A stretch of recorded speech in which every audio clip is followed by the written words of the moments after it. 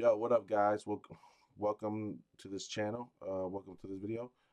I'm gonna start off by saying that hope everybody's doing okay, and just wanted to talk about a few things about Israel, about the CIA, about the U.S., about the Trump administration. Just a few things that you guys might be aware of, might not be aware of, but you guys have to be made aware of. And would like to reiterate, this might be news to some of you, um, but to me, it's not. And just want to start off by saying that I think that people need to be aware because I don't think they know the gravity of the situation. The left are not crazy, okay? What we have in power, the element of people that we have in power right now, are the worst, corrupted, international terroristic threat to humanity, and to the world, and that we could ever have, that you could ever pretty much, think of. I mean, you know, and so wanted to show you some of the things that you might not be aware of the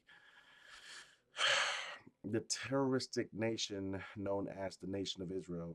Okay, so let's go.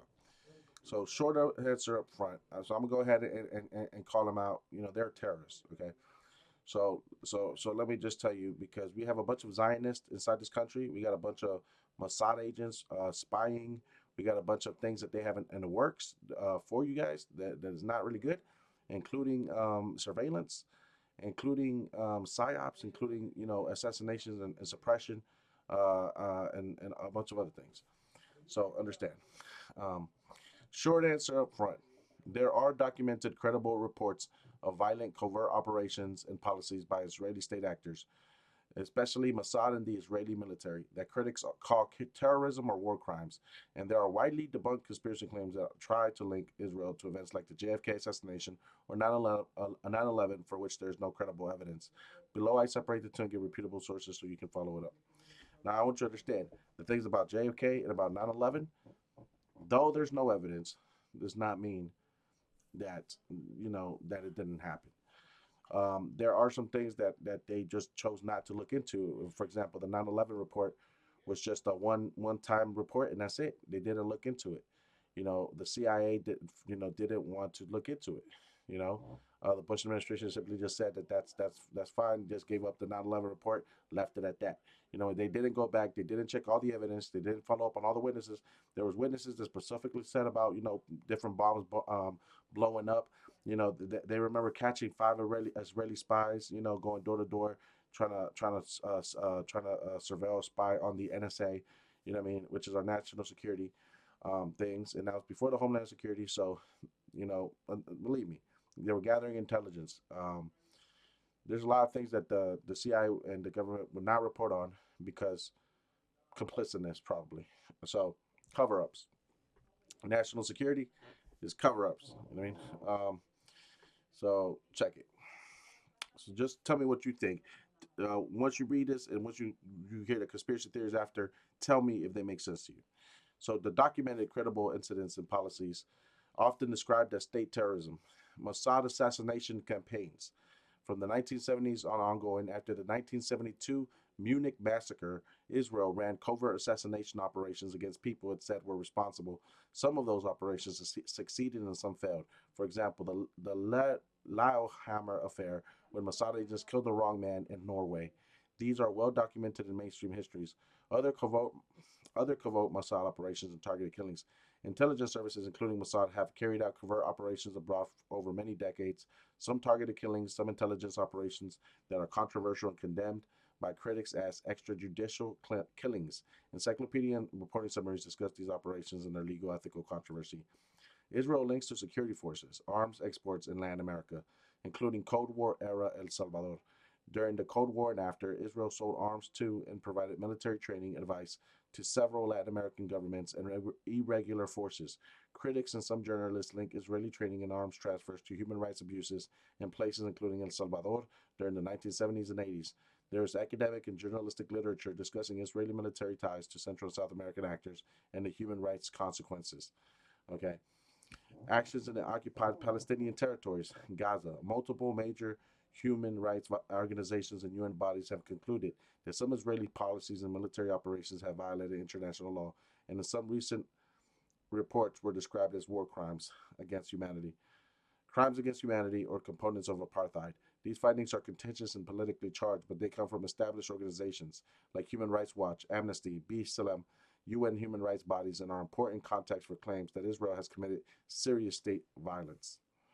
Now, this doesn't even scratch the surface. It scratches the surface, but it's not really going into in depth on these things. For example, in El Salvador, they ended up killing, an archbishop, what I mean, specifically on the orders of what the Israeli force or the people had said, right? The ones that the Israelis praised on how he was killing people. They killed innocent people, massacred tens of thousands. They had child soldiers, as you can see in this picture. You know what I mean? This is what we're talking about. This they funded that. The U.S., the CIA, and Israel funded that. That you see, child soldiers right there. That's what they funded. You understand what I'm saying? That was the type of shit that was going on. Okay, in El Salvador. This is directly their shit. And seeing as how they are, they killed a lot of dead. They tortured women. I mean, they tortured men. They raped women. They killed an archbishop. They killed innocent people, armless, people that didn't have any, that they were disarmed or didn't have any arms. Didn't have any weapons. They killed them. They massacred them. They ethnically cleansed. They could, all of that stuff. You understand what I'm saying?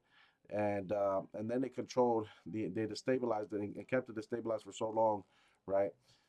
Even after the leftists came back in, and they did a lot of bad things, right?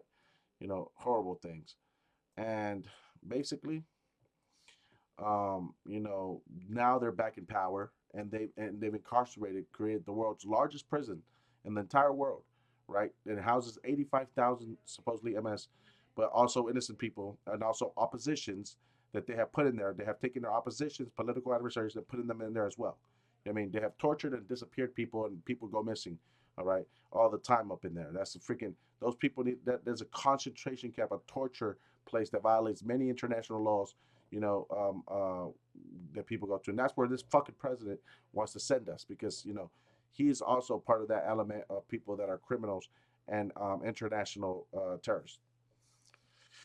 Um, and obviously, don't have to mention the Palestinian territories, right? Because there was about 160,000 that died in El Salvador back in the 80s, and in the Palestine, he's obviously killed 60,000 people more. Some people are saying that he's killed up to 600,000.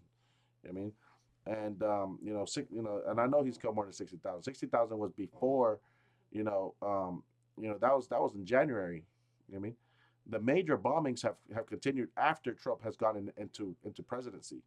The major killings have happened after Trump has gotten into presidency. I mean, we don't know. We're up to the point that's hundreds of thousands. I mean, to the point. Plus the famine, and the famine, after a while, it takes a lot of people out. You know what I mean? This is it's horrible, and people have lost their humanity. To see what has happened to nobody has done anything, nobody has stepped up. Now people are stepping up, but it's a shame, not just on America, right? But that blood is directly on America. But it's a shame for the whole world that nobody else stepped in to do anything about it, right? Um, but yeah, that blood is on America for allowing it to happen and being the only country that could stop it but didn't stop it. And now, and it's a shame for all these other countries that didn't do anything beforehand that are now trying to do something. But either way, it's humanity that we're talking about, and it is a genocide that should be condemned all over, right? You know, and that's not using it lightly. I mean, loosely, okay?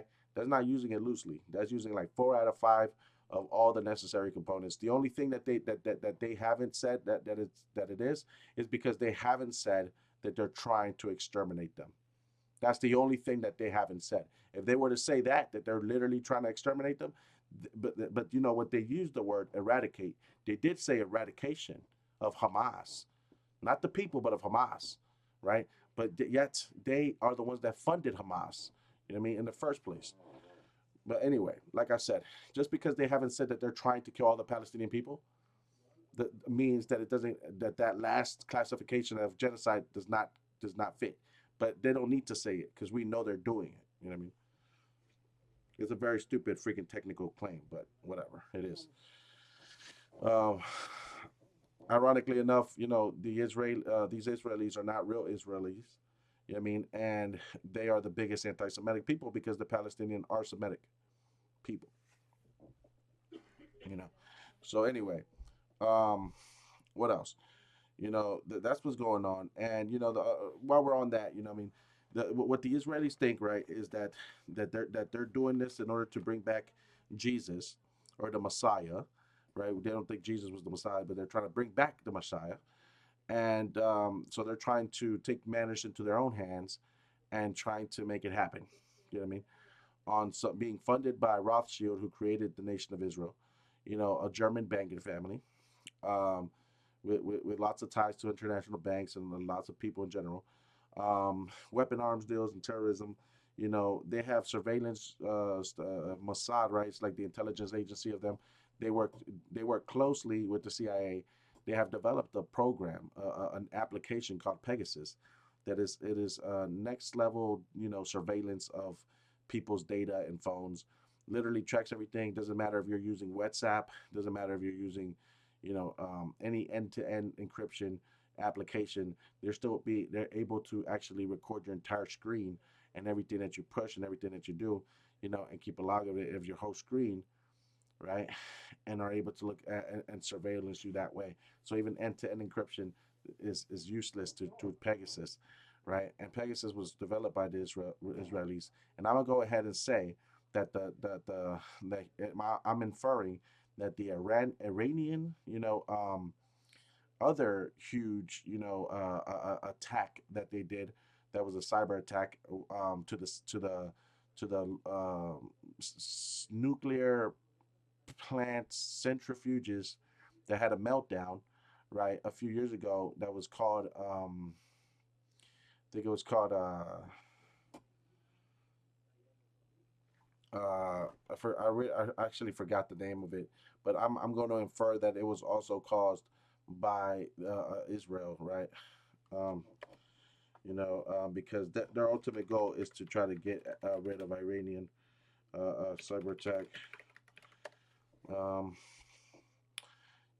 Obviously it was, um, and actually it was the U.S. that did it. Now they're saying it's the U.S. that did it. So obviously the U.S. is working with, don't get it twisted. The U.S. is working with Israel. I mean, so when using both of them, um, from them. But just wanted to say that their nuclear facilities have been hit several times, and obviously it's the U.S. that has been trying to keep Israel down, and and that's why.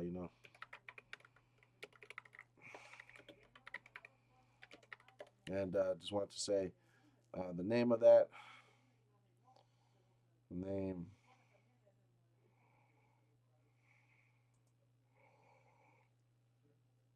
Stuxnet. Okay, and Stuxnet is also a thing that I believe Israel did. Um, and that's what Israel did to Iran. Just so you know, to the level of sophistication that Israel has done. With the Pegasus app, with the Stuxnet app, they're able to control, with the Pegasus app. They're able to control political adversaries from across the world, from several different countries. They're able to spy on them and have them under surveillance, complete surveillance. Complete invasion of privacy, to people that they want to disappear, the people that they want to exploit, that they want to blackmail, that they want to do, et cetera, et cetera, et cetera. And that could compromise, any a number of politicians, including in the U.S., that we might not even be aware of. I mean, that might be getting blackmailed by the Israelis. Obviously, they have these politicians in their pockets, people like Lindsey Graham, people like Ted Cruz.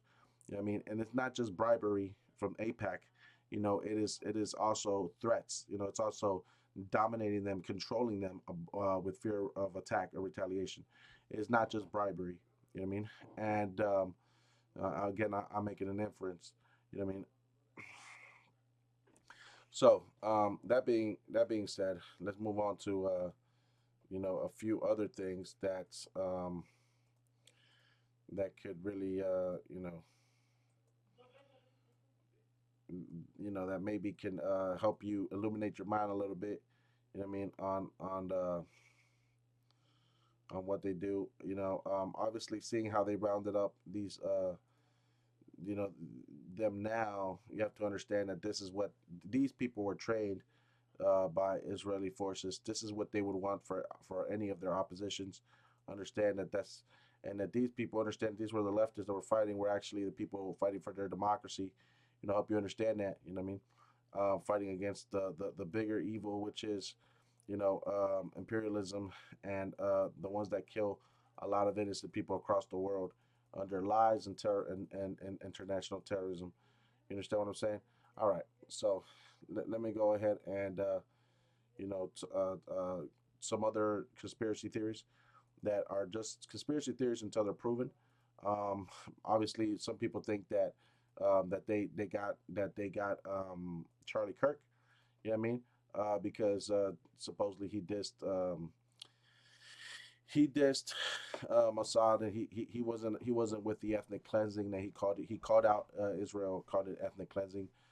He had been critical of Israel, and Israel. One thing I can tell you about Israel is that when they get somebody that they're in line with, and they get in bed with them, so to speak, they become friends with them. They expect this person. They're very critical of this person, and Zionists want you to for example, not admit that Palestinians existed, that they're not a real people. They don't want you to say that Palestine was ever a country. They are very critical about that shit. And they expect you to go along with their narrative. I mean, and so when you're close to these people, you have to understand they're extremists. I mean, I'm telling you, they killed my people. They killed a lot of people. I mean, they're terrorists. You know what I mean? They're no different than MS-13. I mean, in my view, I think they kill more people than MS. I mean, but I will say that or they have led to the death of more people, and they're very more dangerous. To be honest with you, they have when you don't go along with their narrative, what I mean, they will. Um, I'm not, and by the way, I'm not saying that MS-13, are not bad or that they're scared of Israel or something like that. All I'm saying is that these guys are international terrorists, with weapons and intelligence and technology and stuff that could attack and destabilize your entire country. They got your politicians, in their pocket. I mean, either by threat of death or by bribery or by blackmail or extortion or whatever the case may be. I mean, the point of the matter is that they paid Trump $237 million. I mean, they paid Ted Cruz $1 million. And yet, and Ted Cruz is willing to, back Israel more than United States citizens. I mean, and so is Trump, and so is Lindsey Graham from South Carolina. I mean, and so is many other people. I mean, that they have in their pocket. I mean, this is a infiltration of our government by Israel, who again is backed by a German banking family. Was founded by a German banking family. Alrighty, who by the way, they say might have like hundreds of trillions of dollars. You know what I mean? People say that their wealth dwindled. Other people say they hid all that wealth, but that's another story. Okay, going back to Charlie Kirk. Here's my personal thing about Charlie Kirk. I used to call him Charlie Cook. I think he was very misinformed. He was either put up to spread this misinformation and agenda, for the right, which is just like one day, but then again, or he might have been misinformed because there's no way that he could really put himself out there to look like an idiot, so many times with so much misinformation. I always thought about like, man, one day I'm gonna debate that guy. You know what I mean? Because he was really, really, really wrong about things. And same thing with Ben Shapiro. Now I realize that Ben Shapiro is like the devil. He's been vampiro, as in vampire, because he always wants blood. You know what I mean? And knowing that he started spreading Zionist propaganda, through BuzzFeed, before October 7th, and he helped the U.S. media brainwash all you Gen Zers and all you old fucking right wingers that don't know shit. I mean, you racist people, whatever, and made you believe that Hamas were this, terroristic, animals that needed to be eradicated. And because of that, he works closely with Netanyahu and closely with the Zionists of Israel. They're like these foreign relations sort of groups that paint a narrative of a picture of Israel as this small country that are God's chosen people, and that they're, ushering in the new biblical prophecy and shit. You know what I mean? And reality is they're just fucking terrorists funded by some fucking, what I mean? I don't know who they're funded by, but they are terrorists that have more funding enough to fucking bribe our president. You know what I mean? And with $250 million. So understand that, Ben Shapiro and them, they're very serious about things. They're very serious about things. You know what I mean? And if you thought that Trump is like the most, this regime is the most freaking corrupted regime ever. You have Elon Musk who poured $250 million in the campaign. You got APAC that they gave 200, almost the same amount to Trump himself. You know what I mean? I mean, you got like this shit is crazy. I mean, but look again, these are foreign interests working through that are influencing our government, our president, because he is the most influential. He's the most influenced guy. He's the most corrupted fucking president ever. You know what I mean? And like I said, if you had an ounce of respect or love for America, you would understand that it is a democracy, that we do live in a democracy.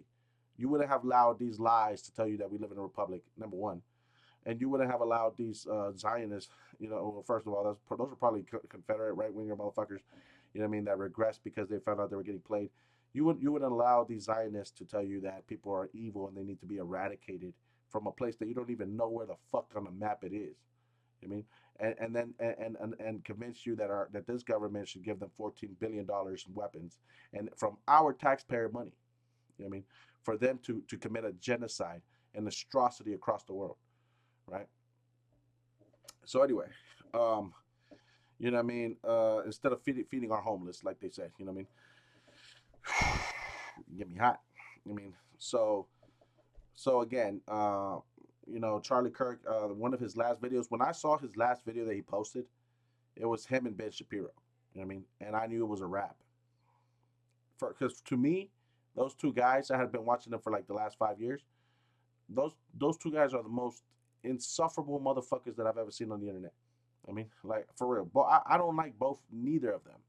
I mean, both of them, right, have said some real off the wall shit, misinformation that I only know can only be fucking ingested by fucking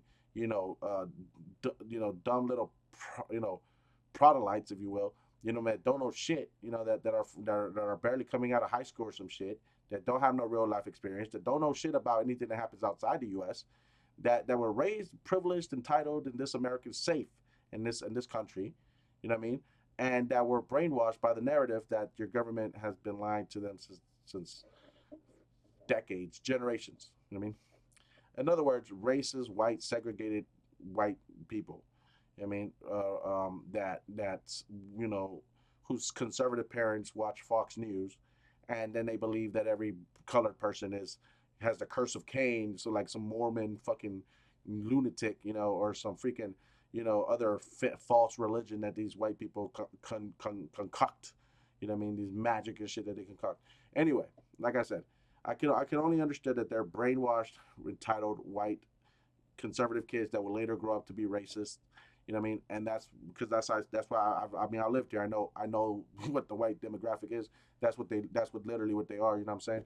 And so I know that there are a demographic in this country, and that our government likes to get them and reel them into the Republican side, or reel them in to get them as votes. And I know that Turning Point USA, Charlie Kirk, was trying to literally do that for the newer generation on the internet. You know what I mean? Because they were failing, getting votes from that were going to the Democrats.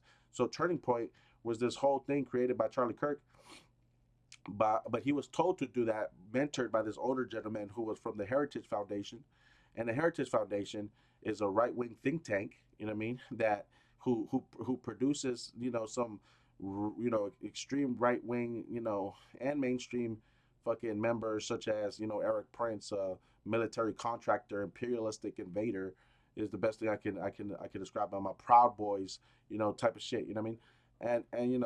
And that's who they produce it. So what I mean. This whole turning point thing was trying to turn the vote of the younger demographic from 3 to 10 points. You know what I mean? And 10 years, or no, from like in 30 points, in 10 years or something. And he was able to do it like in half the time because you guys were brainwashed on the internet, because the younger demographic, like Gen Zers, were brainwashed so fucked on the internet that they believe every goddamn thing a fucking mediocre influencer that is uneducated, that was a freaking community college dropout, that literally was just propped up to be a poster boy for the Heritage Foundation. You know what I mean? And plus the Heritage Foundation running courses and shit, all this dumb fuck shit. You know what I mean? All of that was a coordinated attack to kind of reel you into the Republican Party to believe some of the most extremist things, especially in these times. I mean, so understand that that's why they had him. But you see, as you can see, like after he got killed, you know what I mean. Um, they're still trying to pick up where he left off, and because they still want to keep you in their party and keep you thinking the extreme misinformation that he spewed. You know what I mean? So from even Bishop Shapiro trying to say he's trying to pick up the mic to fucking JD Vance trying to go there and trying to act like he gave a shit. Like they only cared about the votes, but he tried to act like he gave a shit and he wants to take over just to spread some more fucking antagonizing shit about the left, some more misinformation. You know what I mean? Just to spread more misinformation, which is that the violence comes from the left when really it comes from the right. I mean, and it's all misinformation. It's just a narrative. It's just a psyop. It's just like they doing the same thing that they accuse the left of doing, which is to spread misinformation and shit to their viewers, that they're brainwashed and shit. No, that's what they're doing. That's what they're doing from the very beginning. That's what they've been doing since the very beginning, when they told you to not worry about the pending lawsuits and investigations on Donald Trump. From the very beginning, when they told you not to worry about the stolen election, when Trump started telling you about deep state conspiracy theories and shit, pushing some of the deep state bullshit, the whole thing, bruh, has been a fucking a lie and shit. So anyway, what I mean? Like I said, that's why it's so difficult, and it's kind of like, yeah, y'all need to wake the fuck up because y'all believe things that are not even true. You know what I mean? And y'all selling out the entire country. Y'all are responsible for many deaths. But okay, so when I saw that last video of Charlie Kirk and Bishop Pure, I knew that it was a wrap. I just knew that these two forces in the same room were like the work of evil. And then I saw that I knew exactly what they were trying to do. I mean, Ben Shapiro already had Charlie Kirk, along with the Zionistic narrative, where he talks shit and then he leaves and he just doesn't ever clear up. That's what they do. But it seemed to me like Charlie was a bit more like, you know what? I actually believe in the shit that I'm saying, and I have people that look up to me. I think that Charlie Kirk had been touched by how many people that he was able to reach out to, including the younger demographic. That it was something, that was cool, even though it was stupid as fuck. I mean, it was stupid and naive as fuck. To go out and talk about politics all the time. I mean, I mean, understand this, guys. Somebody was bound to do that shit because you can't go around talking about politics, religion, or money. You know what I mean? To the whole world, because that's the things that divide people. Those are the things that makes enemies out of people, and that's the things that get you in danger. Of anything, right? But the fact that he did this and he was able to and he still nobody ever did nothing about it. I was surprised every time he had a video. You know what I mean? Really showed that damn, this shit is you know, you know, I don't know, maybe, the whole point of politics. I like politics, so it's she was interested to watch videos of other kids to see, hey, what do we think as a nation? You know what I mean? But understanding that politics in itself were not good things, and then when I realized that he was literally working for the exact opposite of what I believe, how many racist remarks he had, And don't tell me he wasn't racist just because he didn't say the word nigga. Okay, he didn't need to. I mean, he would describe what a black bitch is to me. I mean, he would describe it. He said, "Yo, these girls are not taking care of their kids. They're not, wanting to get married. They're ratchet or whatever they want to call them. Don't tell me. They want to tell you how to act. They want to tell you what to talk. They want you to assimilate to their culture. All of that is disrespectful. I mean, and those are the type of things that you have to understand. Like, if you're just a regular person, you go around talking that shit, you're gonna get popped. I mean, you're gonna get rocked or popped or some shit. I mean, but he did this in exactly the same place where I'd expect somebody like this to do this, which is in colleges in order to get that white demographic. I mean, that white demographic that are racist, that grow up to be racist because they're raised by white, parents who watch Fox News, corporate news that tell lies to you, and that antagonize the left and black and brown people and shit.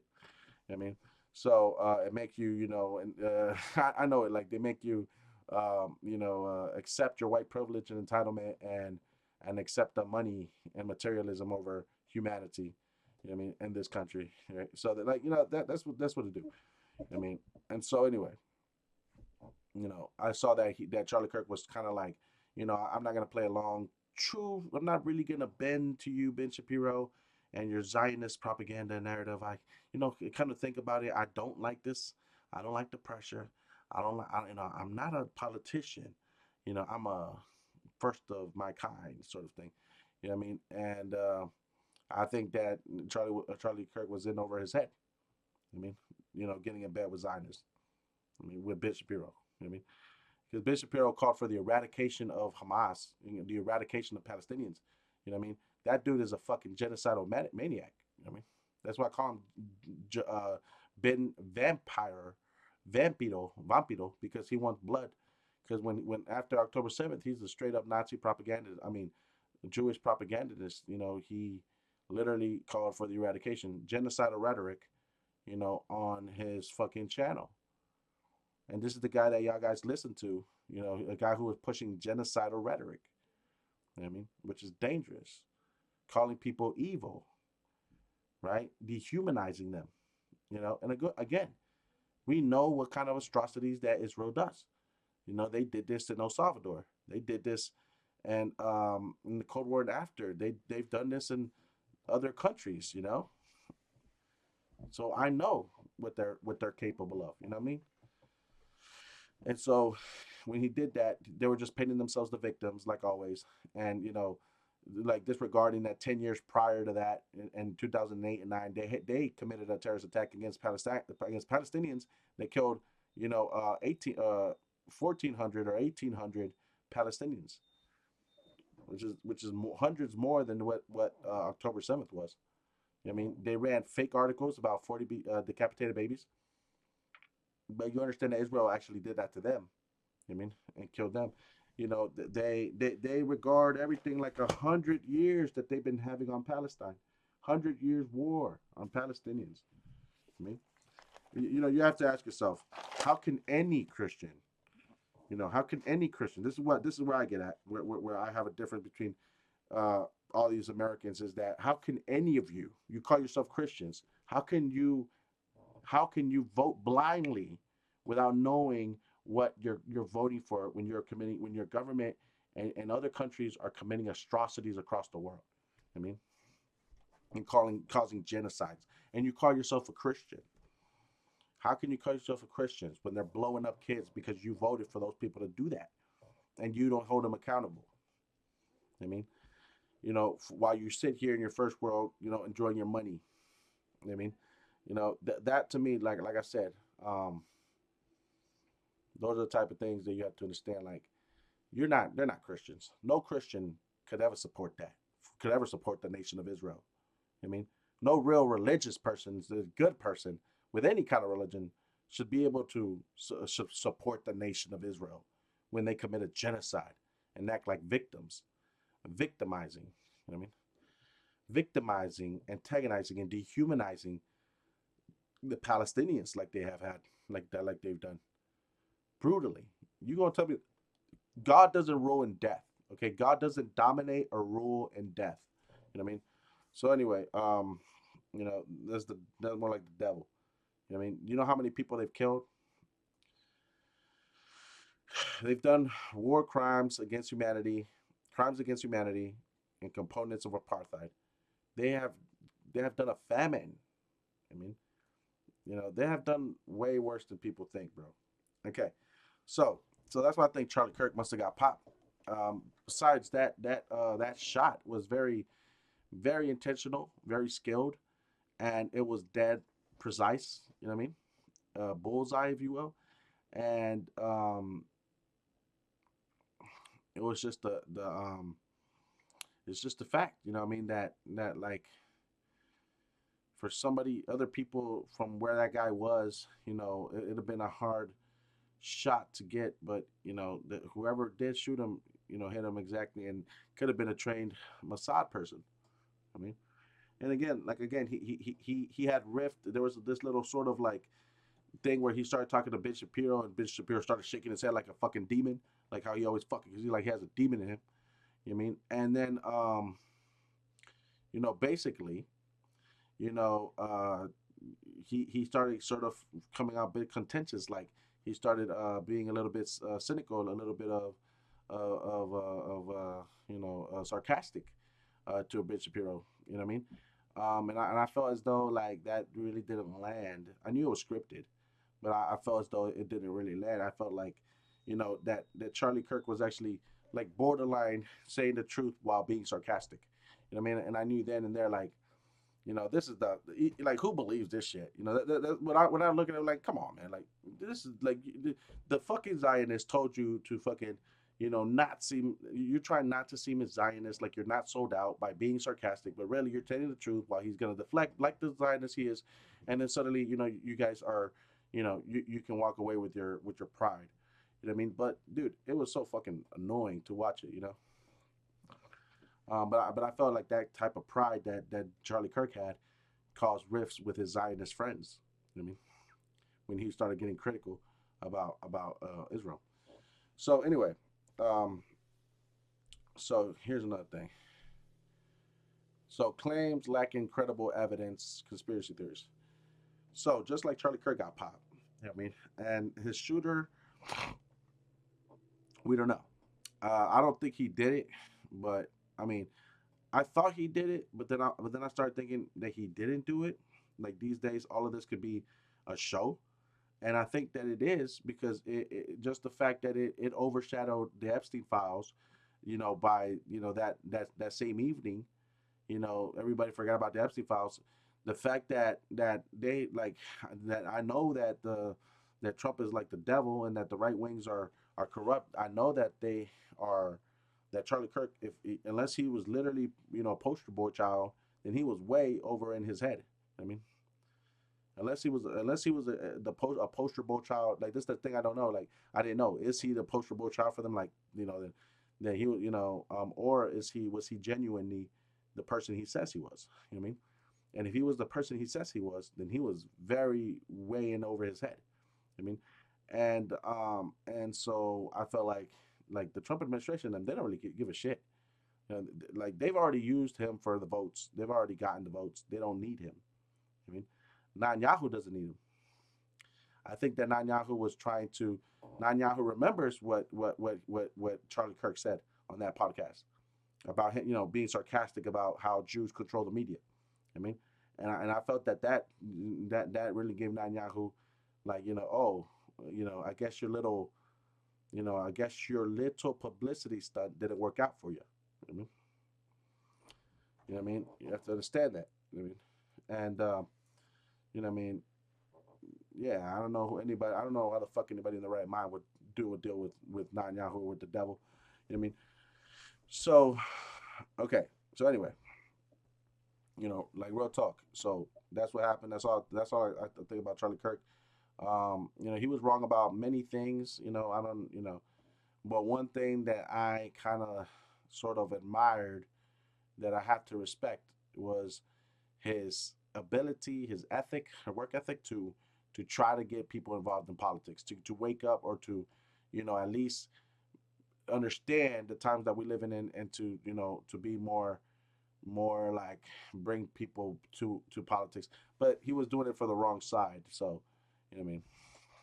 So not really. I don't really, I don't really admire that much. You know what I mean. Okay. So claims lacking credible evidence, conspiracy theories. Okay, so just like that was a conspiracy theories, basically with baseless claims about Mossad killing Charlie Kirk. We'll see about this guy that they got supposedly. I mean, that could have been, man, that could have been doctored images, AI. You know what I mean? Shit. I mean, they couldn't find the 2 minutes for Epstein. I mean, what happened to that shit? I mean, shit. AI now. You got all these things. Who knows? This is the most corrupted regime that we've ever seen, right? This shit makes Lyndon B. Johnson look like, and shit makes motherfucking that other guy fucking, Watergate. Anyway, JFK assassination claims that Israel for Mossad arranged or carried out the assassination of President John F. Kennedy. We Our conspiracy theories without credible evidence. U.S. government investigations, Warren Commission, later congressional reviews, and major journalism have not produced credible proof linking Israel to the assassination. Contemporary historians and reputable fact checkers reject the Israel JFK conspiracy claims. But so that claim, the whole claim is that JFK denied Israel and Bergon on conducting nuclear tests. Okay, so so the full claim, right, you know, is that JFK wanted Israel to denuclearize, right, and he gave a strong warning about its nuclear reactor in 1963. You know what I mean? Kennedy, who was otherwise close to Israel, was furious with its ostensible nuclear weapons program. This was 1963. You know what I mean? This is how far back to go. He says he warned the Israeli Prime Minister Levi Eshkol in 1963 that U.S. support for the young country would be seriously jeopardized if Israel did not allow the United States periodic inspections of Israel's nuclear reactor. Right? The Telegram congratulates, like, this is David Ben Gurion's, assuming the prime ministership after David Ben Gurion's resignation, and recounts talks between Kennedy and Ben Gurion about inspections at the reactor in Dimona. As I wrote, Mr. Ben Gurion, this government's commitment to and support of Israel could be seriously jeopardized if it should be thought that we were unable to obtain reliable information on the subject as vital to peace as Israel's efforts in the nuclear field, the Telegram said. Telegram was declassified in the 1990s, but was not widely available until last week when the National Security Archives, a project affiliated with George Washington University, posted on its website. Kennedy, who was otherwise close to Israel, was furious with its ostensible nuclear weapons program, fearing that the Soviet Union could use it as leverage to maintain its influence in the Middle East. Ishkal, caught off guard by the tone of the telegram, took 7 weeks to ascend, and the twice yearly inspections continued until 1969 when President Richard Nixon ended them. Also revealed in the trove of documents the National Security Archives posted is the origin of Israel's oft-repeated credo that it would not be the first to introduce nuclear weapons, a deliberately ambiguous statement that left Israel room to develop the weapons but not arm them. Shimon Peres, then the deputy defense minister, he would later lead the country as prime minister for 2 stints and then become president, improvised the statement when he was surprised by Kennedy during a meeting that Peres had scheduled with Kennedy's. I'm going to skip a little bit. According to the Hebrew Language Foreign Ministry Israel account, Kennedy asked Peres into the Oval Office for 30 minutes and questioned him on Israel's nuclear capacity. You know that we follow very closely the discovery of new nuclear development in the region. Kennedy said this could create a very dangerous situation. For this reason, we monitor your nuclear effort. What can you tell me about this? Peres improvised. I can tell you most clearly that we will not introduce nuclear weapons to the region, and certainly we will not be the first. And that's what he said. That was one of the things that people claimed as to why they didn't like, why they might have assassinated him.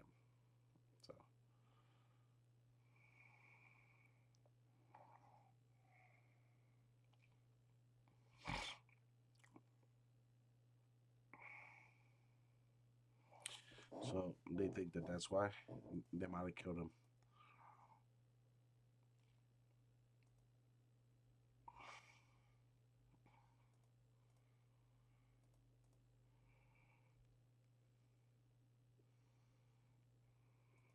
All right. So next, 9/11 allegations that Israel must have planned or carried out the September 11, 2001 attacks are baseless, repeatedly debunked. Popular myths: 4,000 Israelis didn't show up at the WTC, World Trade Centers, or dancing Israelis as proof of foreknowledge have been investigated and found to be fake. Distortions: major debunking resources, Snopes, ADL, CFR summaries uh, can explain why these narratives are unreliable and often anti-Semitic. So let's go ahead and look into it. So there was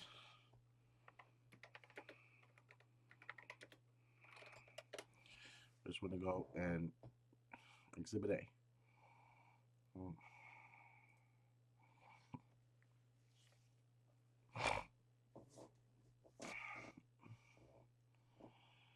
So these are period leading up to 9/11. A group of Israelis, non-U.S. citizens, managed to secure temporary construction passes to perform work on the 91st floor of Larry Pulitz Silverstein leased World Trade Center 1. These passes gave them access to the entire WTC complex. The pretest was an art project called The Bee Thing, and the group is called Gelatin. After securing their passes, Gelatin proceeded to remove the heavy World Trade Center windows of an office spare space on the 91st floor and repeatedly constructed a prefab balcony outside of the building.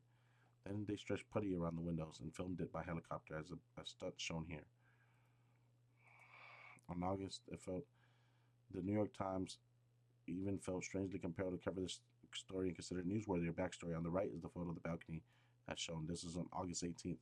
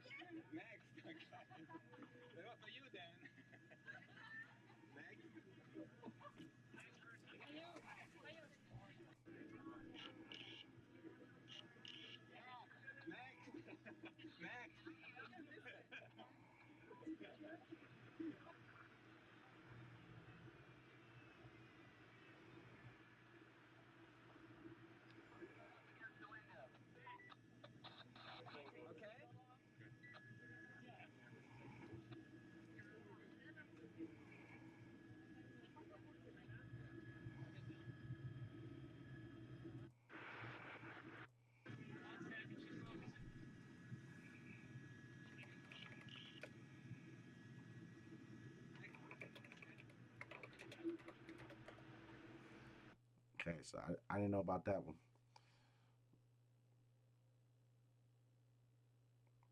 So that was that, right? Now that's number one. They were on the 91st floor. Weird. Weeks or months prior to 9/11. Okay. Now check it.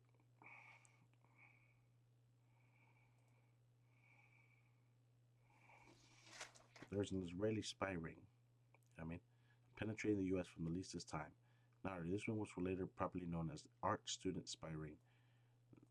It's later shown to have unusual connections to the events of 9/11. So basically, what they were doing, right? They were going door to door, asking for um, if people knew about the NSA and information on the NSA. They claimed to be, art students that were selling pieces of art. Their art looked like a kindergarten person, drew them, a kid. It was totally trash. And, I mean, yeah. And, on March 23rd, 2001, DEA issues alert to look out for Israeli spies in the U.S. I mean, to learn about government personnel and office layouts. Later becomes known through a leaked DEA document called Suspicious Activities. involving Israeli art students and DAA facilities. Around 120 Israelis are apprehended. I mean, DAA draws up report on Israeli spies. Right. Oh, it says reports indicate Israeli organized crime units dominate ecstasy distribution. Understand what I'm saying? Here is a 60-page internal memo on the Israeli art student spy ring. It says, only for the eyes. It says, the spies also appear to be snooping on top secret military bases. For instance, on April 30th, 2001, Air Force alert was issued from Tinker Air Force Base in Oklahoma City concerning possible intelligence collection being conducted by Israeli art students. By the time the U.S. has apprehended or expelled close to 120 Israeli nationalists, additional 20 or so Israeli spies are apprehended. Mossad reportedly gives CIA a list of terrorists living in the U.S., at least 4 9/11 hijackers named. Uh, According to German papers, Mossad gave the CIA a list of 19 terrorists living in the U.S. and said that they appear to be planning out to carry out an attack in the near future. It is unknown if these are the 19 9/11 hijackers or if the numbers are coincidence. However, 4 names on the list are known. These 4 will be 9/11 hijackers. I mean, Mossad appears to have learned about this through its art student spy ring. Yet apparently this warning lists are not treated as particularly urgent by the CIA. The information is not passed on to the FBI. It is unclear whether this warning influenced the decision to add Al-Zami and Amida to a terrorism watch list on the same day, and if so, why only those two? Israel has denied that there were any Mossad agents in the U.S. December 16, 2001, Fox News removes controversial story from website, but story nonetheless makes an impact. All right. March 2002, U.S. officials deny me to downplay existence of Israeli spy ring. March 11th, the suspected Israeli students reportedly served in military. Right. Jewish magazine says Israeli spied on U.S. radical Muslims, on radical Muslims. Right. But far from pointing to Israeli spying against U.S. government, it's sloppy Israeli spy ring could have been smokescreen. So there's no such thing as the University of Jerusalem. They were meant to be caught and connected to DEA surveillance so that a smaller number of spies, also posing as our students, can complete other missions. One such mission could have been the monitoring of Al Qaeda operatives. Shortly afterwards, a major Israeli newspaper publishes a story about the spy ring but does not come to any conclusions. September 16, 2004, Israelis arrested on 9/11 sue the U.S., claiming mistreatment and torture. Lawsuit never happens. The lawyer claims the case will serve as a venue to debunk theories that Israel was behind the 9/11 attacks. You know what I mean? And that, ladies and gentlemen, is that right there. So understand me when I tell you that these guys have, by the way, here's some more things. You know, alleged states that sanction torture, the curtailment of civil liberties, far-reaching digital surveillance. I mean, because of this. Building 7, 47-story WTC 7 fell suddenly, symmetrically, in free fall into its own footprint on 5:20 p.m. on September 11th. A building cannot come down in free fall without the lower structure being removed by explosives. No plane crashed into this building. The Twin Towers, and if you ask the main people, they say they don't even remember this building. If you add the official stories, say that the heat from the other buildings collapsed this building. Come on, or the earthquake because it fell. The Twin Towers. They come up with stupid theories. The Twin Towers were destroyed by waves of explosions that pulverized nearly all the concrete, ejected multi-stunned steel members up to 600 feet in all directions, and fragmented human bodies so extremely that more than 40% of the victims have not been identified.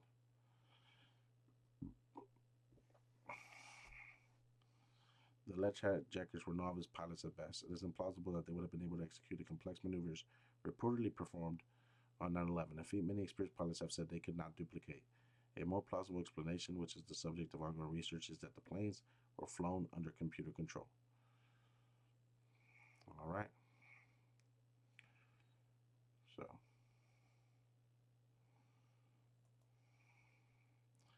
here's some more. Is the slaying of Charlie Kirk a day before the 24th anniversary of the 9/11 false flag a warning to stay silent or to state the obvious? Exactly. You know, that's another thing.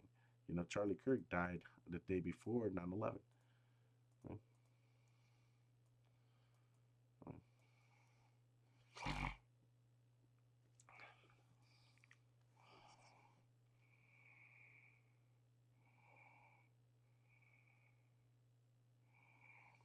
He goes, Benjamin Netanyahu. It says, strangely, it wasn't American news organizations who broke the news. It was the PM of Israel, Benjamin Netanyahu, on X.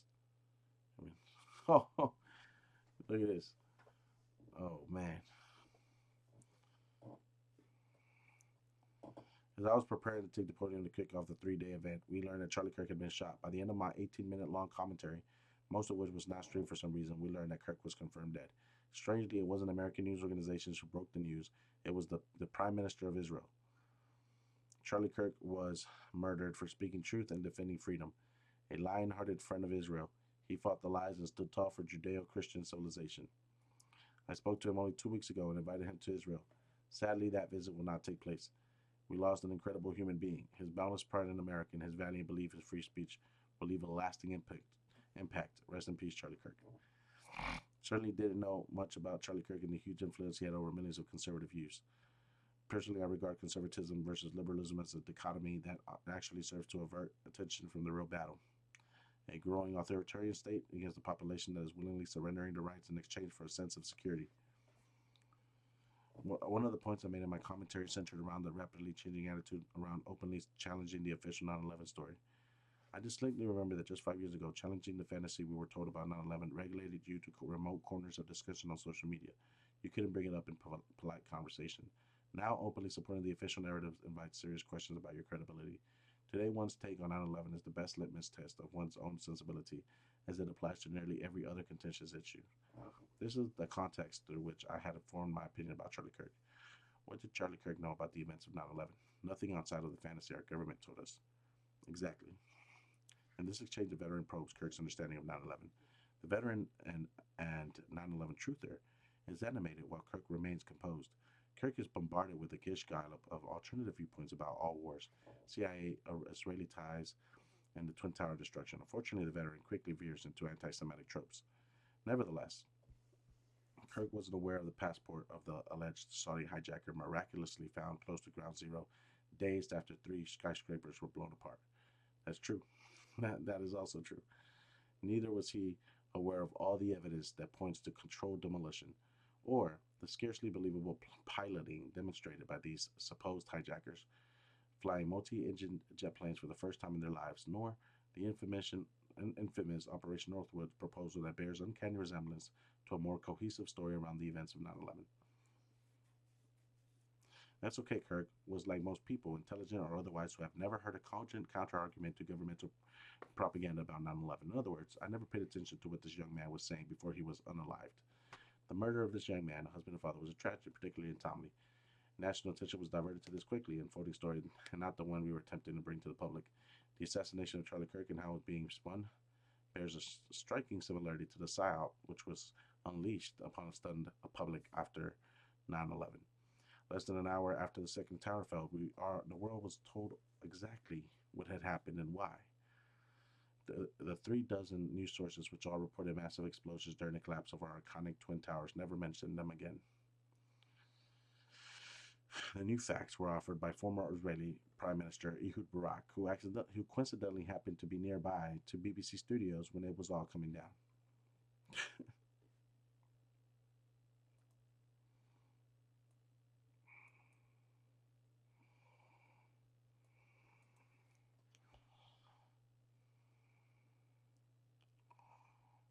Wow. Side, joining me now here in the BBC World studio is the former Israeli Prime Minister Ehud Barak, who's in London at the moment. Mr. Barak, welcome to BBC World. First, your It was no coincidence that he was there. No coincidence at all. reaction, I having already heard know. what's happened. At least four planes have been hijacked, and there may be more.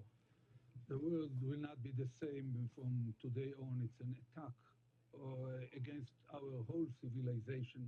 I don't know who is responsible. I believe we will know in 12 hours. If it is a kind of bin Laden organization, and even if it's something else, I believe that this is the time to deploy a globally concerted effort led by the United States, the UK, Europe, and Russia against all sources of terror. The same kind of struggle that our forefathers launched against the piracy on the high seas.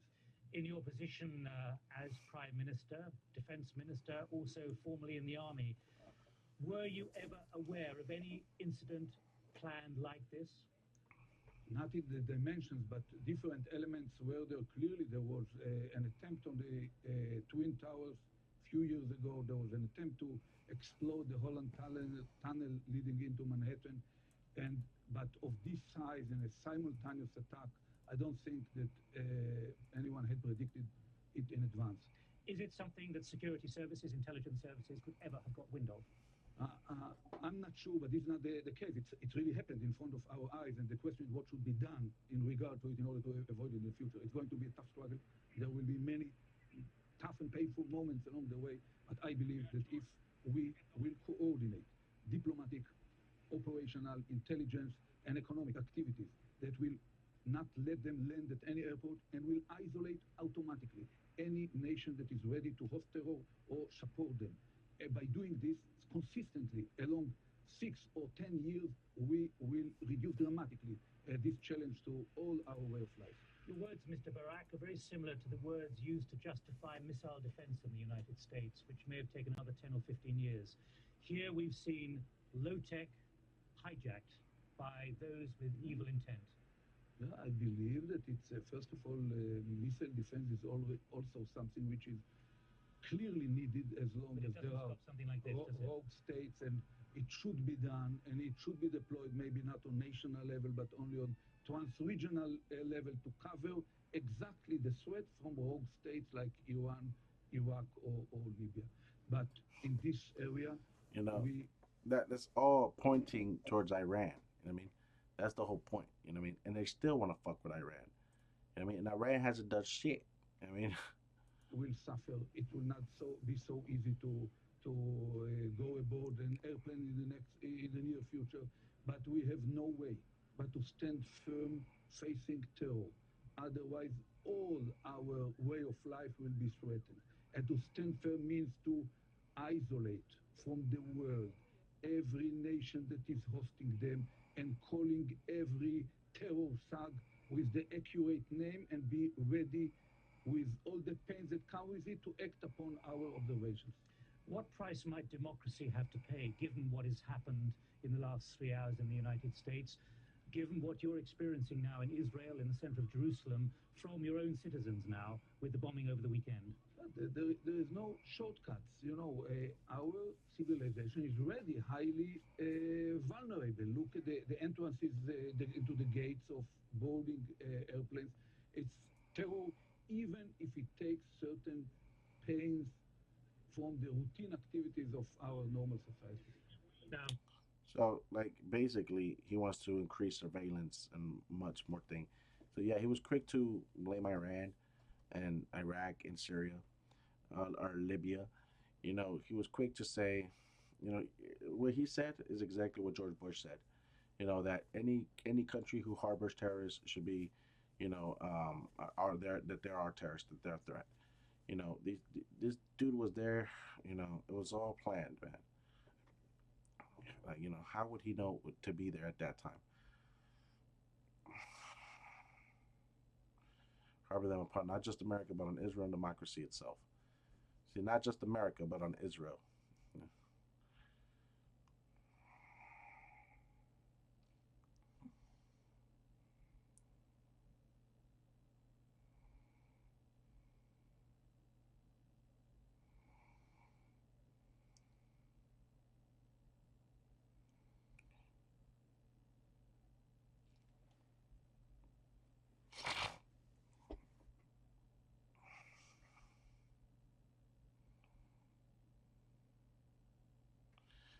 Somehow Barack knew exactly what happened and why 7 hours before another giant skyscraper dropped to the ground in classic controlled demolition style at the WTC complex. Fortunately for Barack and the spin doctors, Building 7 was not hit by a plane. He was also unaware of another inconvenient incident uncovered that morning. So, Mr. Barak, you have deep problems, great attention in the Middle East at the moment, but you've used there a war against this kind of terrorism. What can be done? Because the great thing that is talked about by people like you, diplomats, politicians, world leaders, is preventing conflict before it happens. When you talk about a war, how do you take a war or a challenge or a struggle to those who are determined, through three or four people only today, to hijack four planes at least, as we know, hit the Pentagon, hit the World Trade Center, try and hit, we believe, somewhere else? How do you take a war to four people? I spent decades struggling to almost, with my 10 fingers together with a lot of colleagues, identify the bin Laden sits in Afghanistan. There is a source Well, of who else did you terror. identify? Central Asia is a major route for drugs, but at the same time, major route. I believe that the MI6 is highly capable. You have operation against her, and we should cooperate with all, Preemptively. both preemptive and these kind of states should be treated as rogue states. I praise him for this condemnation, but he personally is responsible for many terror events that happened in the last few years. Same happened in some other capitals in the Middle East. Ehud Barak, former Prime Minister of Israel, here in BBC World. Thank you for joining us here in our studio in London. And as Mr. Barak was speaking, we were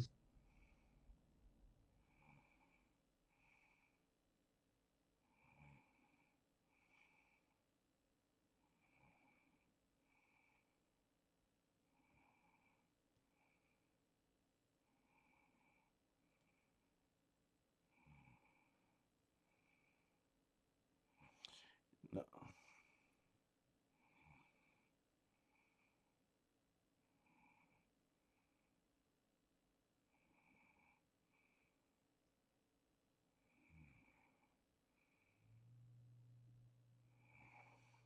no. And you know what? Like, he was right there. He didn't even know who it was, but that's exactly what Bush started saying afterwards. You know, Ben Shapiro did the same thing. Ben Shapiro put out a whole thing trying to discredit Palestinians' history, the history of Israel, like that same day, like a day after. Crazy after October 7th.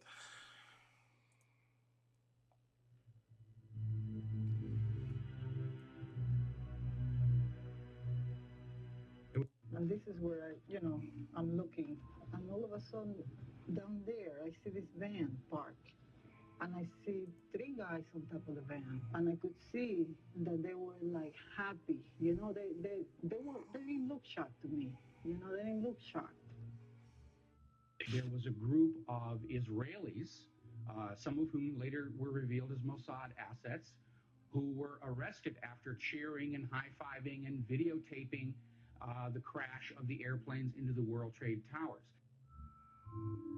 Several other men were detained after a van full of explosives was stopped outside of Manhattan.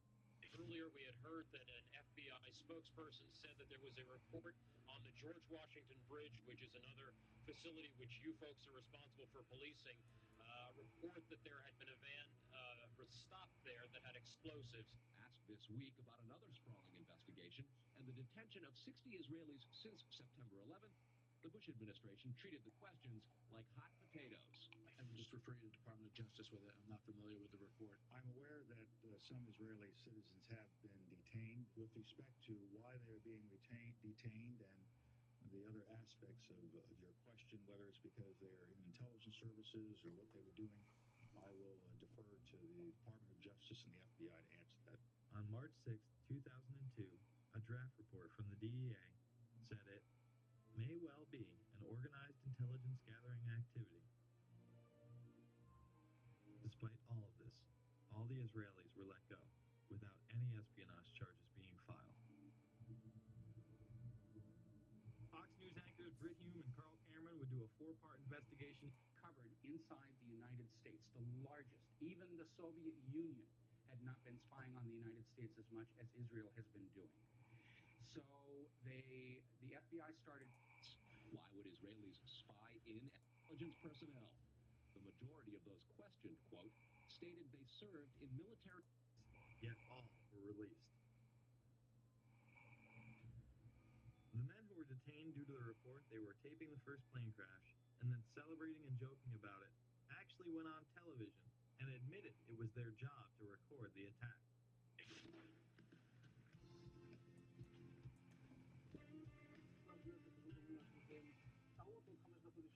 And at that point, we were taken for another round of questioning, this time related to our allegedly being members of Mossad. The fact of the matter is, we are coming from a country that experiences terror daily. Our purpose was to document the event. How could they have known about the attack?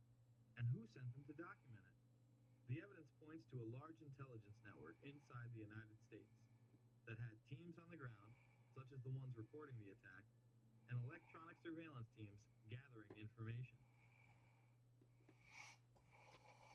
Oh, man. Charlie Kirk, of course, for all of us who know him, who knew him, remembered for so many things today. And one of them is his staunch support of Israel. He visited in 2018. I remember. That was the first time I met him. It was at the U.S. Embassy after it had moved to Jerusalem from Tel Aviv. That was one of then President Trump's first term. Supporting. We are celebrated and treated like the most amazing you could ever imagine. Okay, Israel changed my life.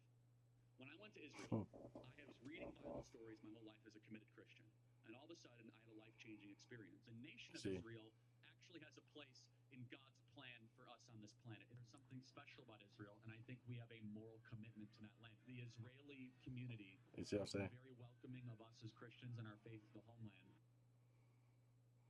And it will not go unnoticed.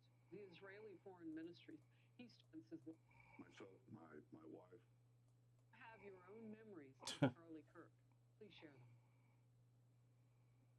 Well, Harris, before I do that, I have to say that we're just heartbroken. Myself, my wife, my family, my son actually, and his 2019 visit to Israel, had lunch with him and his wife, Erica. We're shattered first as human beings because a great human being has been taken from us. He was an extraordinary friend.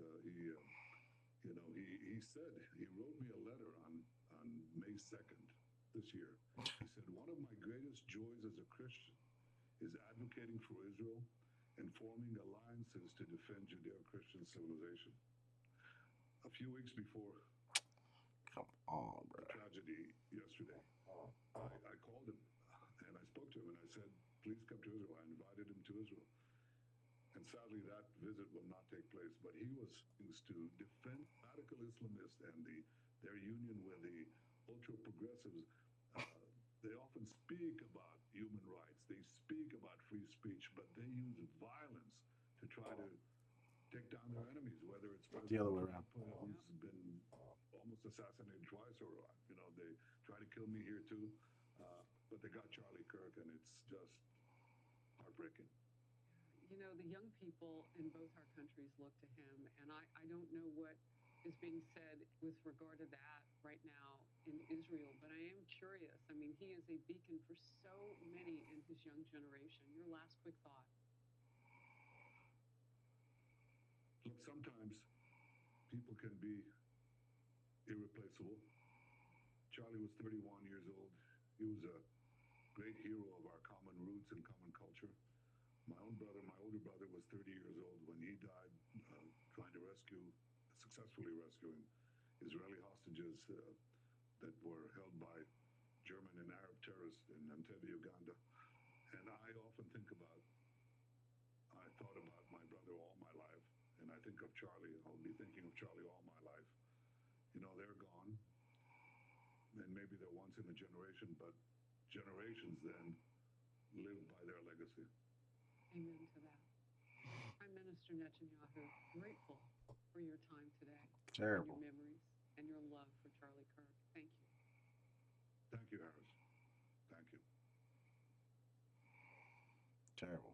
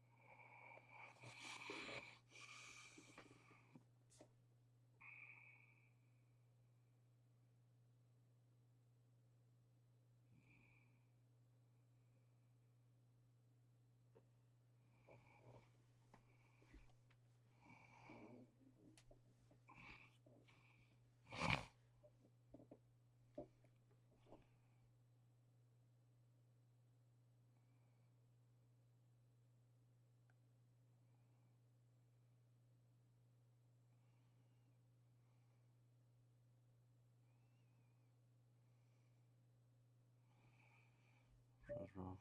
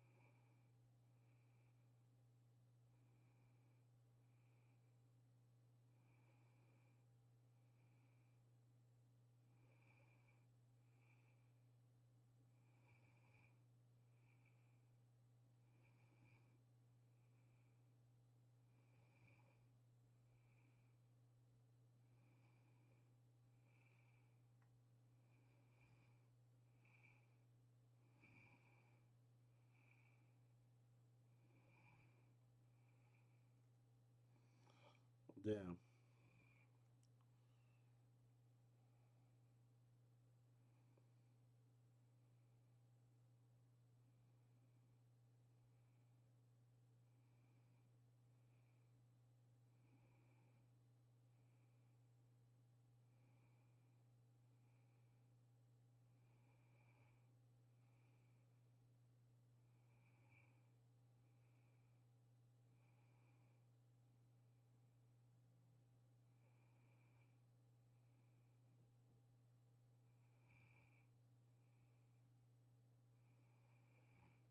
All these people deserve to die.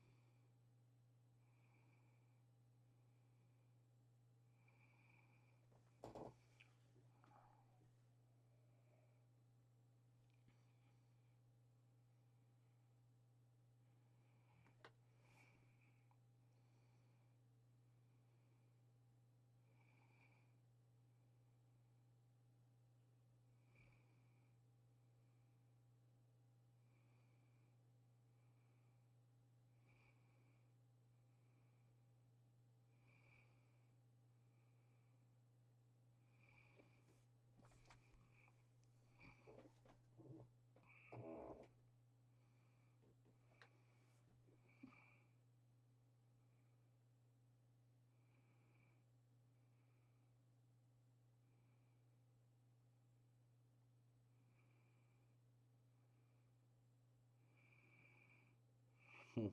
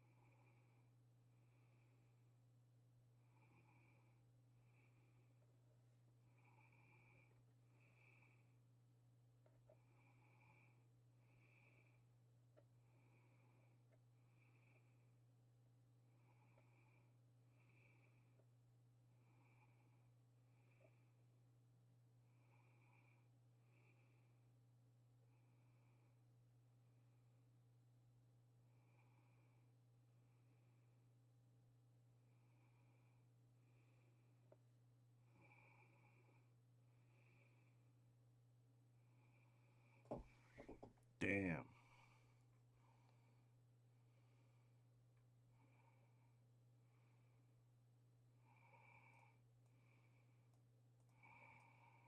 Shit is fucked up.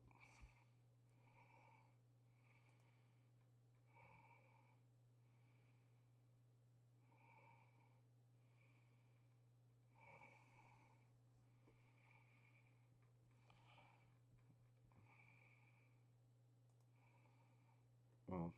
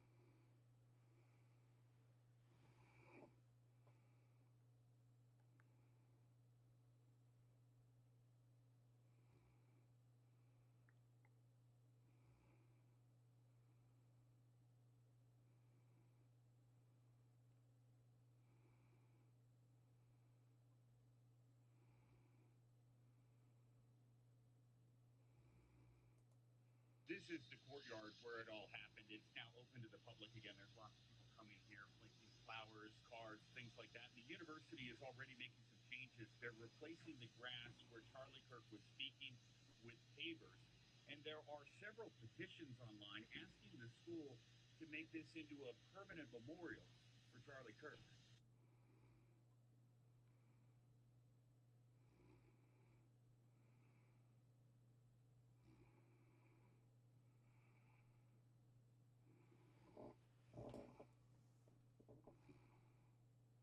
Damn.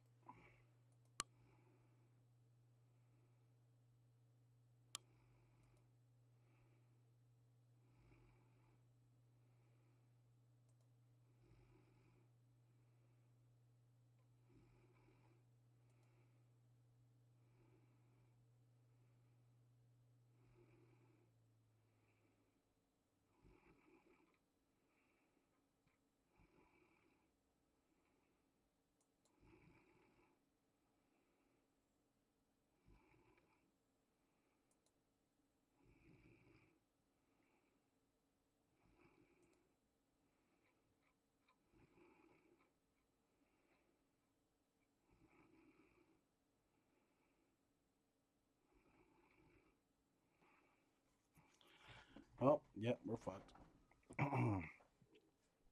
So, hmm,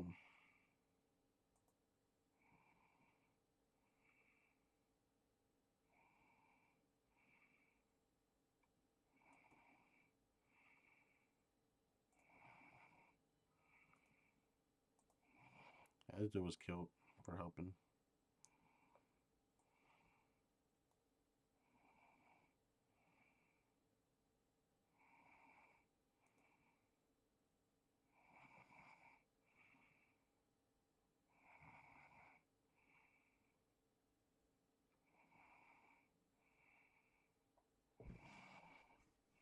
See, there's another things.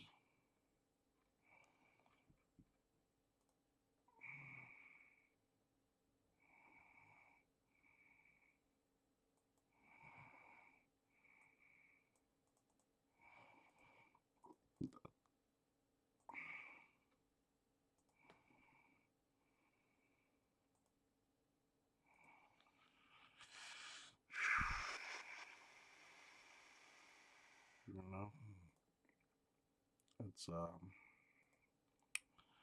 serious shit.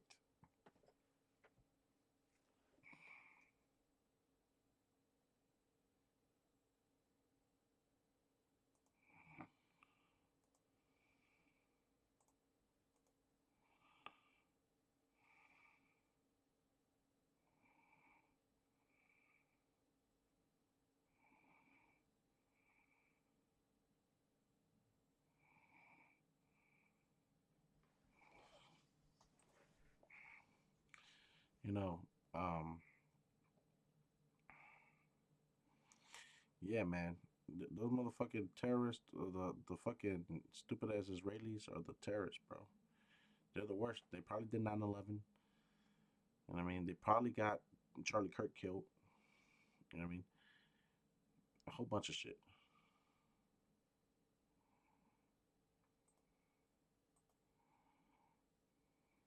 Thomas Massey.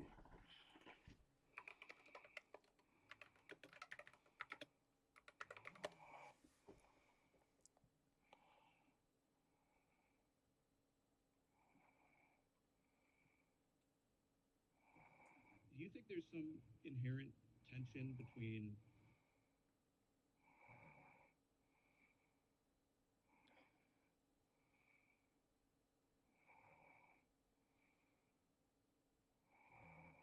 today, we can clear that up. This is not a hoax. This is real. There are real survivors. There are real.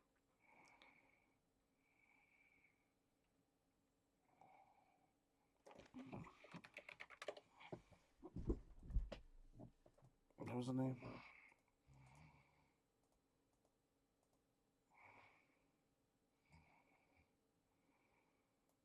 Shit. Yeah, right. These motherfuckers so bad. I mean, who believes these motherfuckers? His words made a difference because he was showing people the light, and he was killed by the dark. Thank you, sir. Why was he?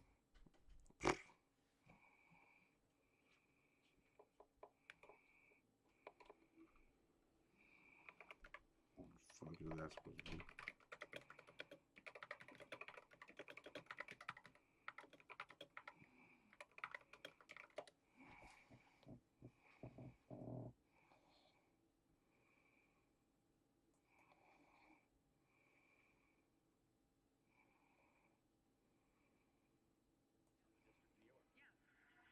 Everything. Everything except sexual assault material. I think every file should be released to the public the same way as the JFK files. Let the American people decide. Put them out there because if there's nothing in there, then we can see there's nothing in there. Now, I think the DOJ should immediately move to unseal all the Epstein documents in the Southern District of New York. yeah, everything. And Everything except sexual assault material. I think every file should be released to the public the same way as the JFK files. Let the American people decide. Put them out there because if there's nothing in there,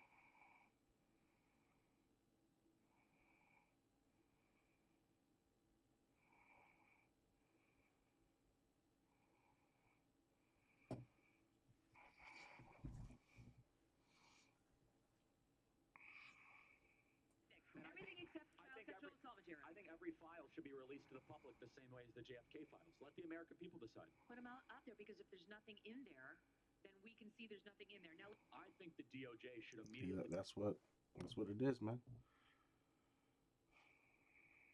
You see, this is why I start thinking like, Charlie Kirk, he's a white boy. You know what I mean?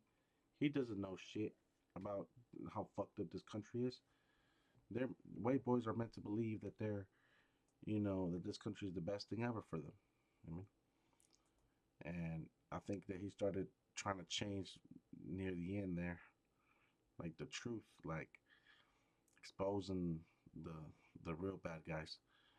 So these motherfuckers. Right? You understand what I'm saying? And you know, bad guy. This is a bad guy. They cannot imagine what they have awakened. They cannot conceive of the army that they have arisen in all of us. Because we stand for what is good, what is virtuous, what is noble. And to those trying to incite violence against us, those trying to foment hatred against us, what do you... Now that you mention it, it's not a bad idea. It's messed up.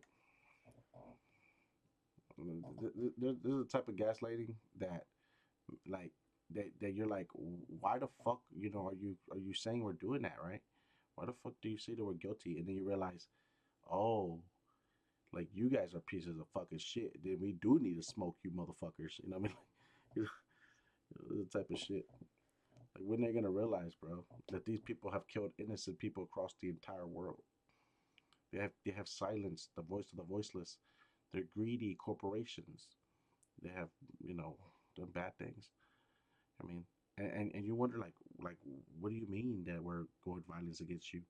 They're so used to killing people that they fear retaliation, and they know that they've killed us before, our predecessors, people just like us. That's why they're scared.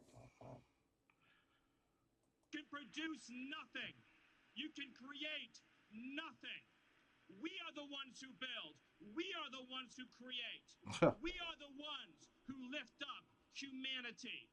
Bullshit. You thought you could kill Charlie Kirk? You have made him immortal. You have immortalized Charlie Kirk. And now millions will carry on his legacy. And we will devote the rest of our lives to finishing the causes for which Charlie gave his last measure of devotion. You cannot defeat us. You cannot slow us. You cannot stop us. You cannot deter us. We will carry Charlie and Erica in our heart every. See these motherfuckers right here, like these are the house niggas right here. These motherfuckers.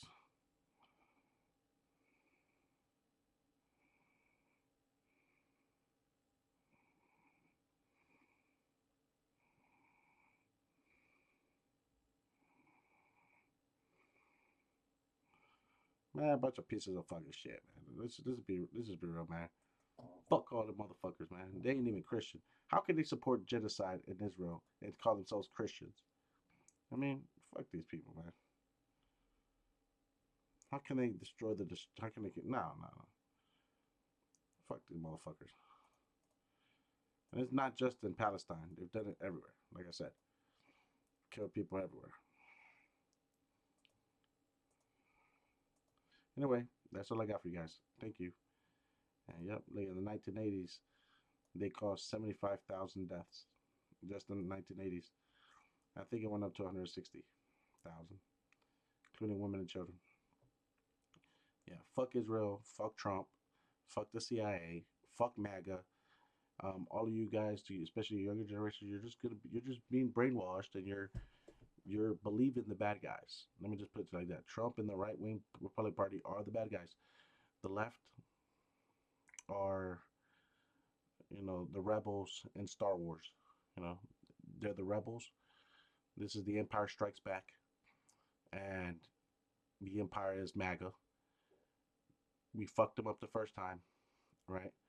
We almost had them, you know, but we destroyed the Nazis. They destroyed all these motherfuckers. You know what I mean? But you know, you know, and we all had everybody different, you know, people coming together against, for the common good of humanity, right? And dude, nations don't exist, bro. I mean, we're humanity. You know what I mean? And I mean, we need to we need to fight back against this tyranny, against this exploitation, this imperialism. They're the empire.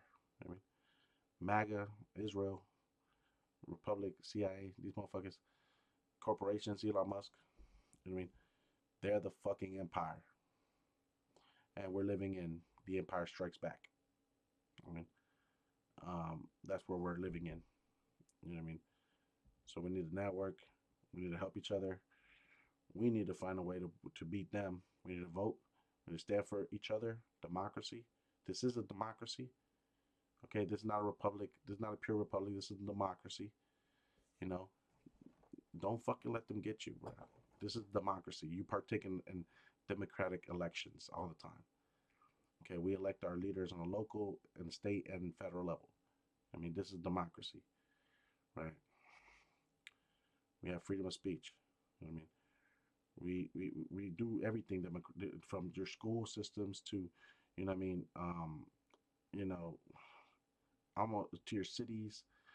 You know, we have a lot. We can say a lot in democracy, but you gotta be what they want you to be is locked in and scared, and not have a voice. not have a life, not have friends, not have money, and for you to die scared in your house, in your room. Don't be like that. I mean, this is democracy. We're all in it together. Freedom, right? And not just here, but we have democracy across the world. You know what I mean? And we used to be the leader of that. And we were not bullied by crooked, corrupt tyrants and pedophiles and terrorists who call everybody else terrorists. In this video, I showed you how Israel is responsible for, El Salvador. They're responsible for 9/11. They're responsible for JFK, and they're responsible for Charlie Kirk. You know what I mean? And many more things that I can't fit in this video. But I hope you guys enjoyed. Hope you guys listened, and I hope you guys understand that it's the destruction of humanity could very well be, if we allow these tyrants to continue. I mean, and people on the left also believe in God. We don't believe in corporations or tyranny. We believe in democracy, freedom, God, equality, mercy, repentance, and forgiveness, and love, right? This is why we allow people to have a second chance. And we allow people to, we help those that are poor. We don't demonize them or kill them or massacre them or ethnically cleanse them, right? For corporations, for profit, okay? We believe in freedom in order to be free to practice our religion, to obey God. So believe it.